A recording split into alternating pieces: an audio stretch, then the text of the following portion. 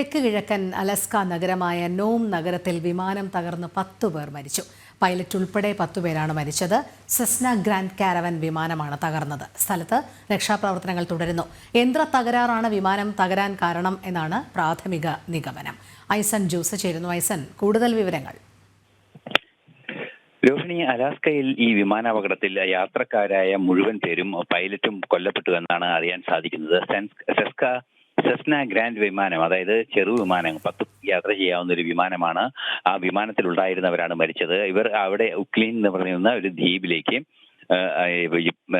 മറ്റു ജോലികൾക്കായി, പ്ലംബിംഗ് ജോലികൾക്കായി പോയ പ്രവർത്തകരായിരുന്നു, ജോലിക്കാരായിരുന്നു ഈ അപകടത്തിൽപ്പെട്ടത് എന്നാണ് മനസ്സിലാക്കാൻ സാധിക്കുന്നത്. ഇവരിൽ 10 പേരും, അതിൽ 3 പേർ പ്ലംബിംഗ് ജോലിക്കാരും മറ്റ് ഉള്ളവർ അതിനനുബന്ധമായി ജോലി ചെയ്യുന്നവരുമായിരുന്നു. ഇവർ അങ്ങോട്ട് പോകുന്ന വഴിക്ക് വിമാനത്തിന്റെ നിയന്ത്രണം നഷ്ടപ്പെട്ടു എന്നാണ് പ്രാഥമികമായും നമുക്ക് ലഭ്യമാകുന്ന വിവരങ്ങൾ. വിമാനത്തിന്റെ നിയന്ത്രണം നഷ്ടപ്പെട്ടതോടുകൂടി വിമാനം നിയന്ത്രണം വിട്ട് താഴാനും അത് പരിധിയിൽ വിട്ട് താഴോട്ട് പോകാനും ഗതിവേഗം കുറയാനും സാധ്യതയുണ്ടായി.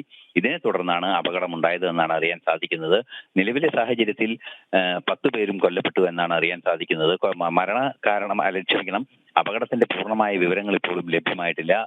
അധികം താമസിയാതെ അപകട കാരണം കൃത്യമായി മനസ്സിലാക്കാൻ സാധിക്കുമെന്നാണ് അറിയാൻ കഴിയുന്നത്. രോഹിണി.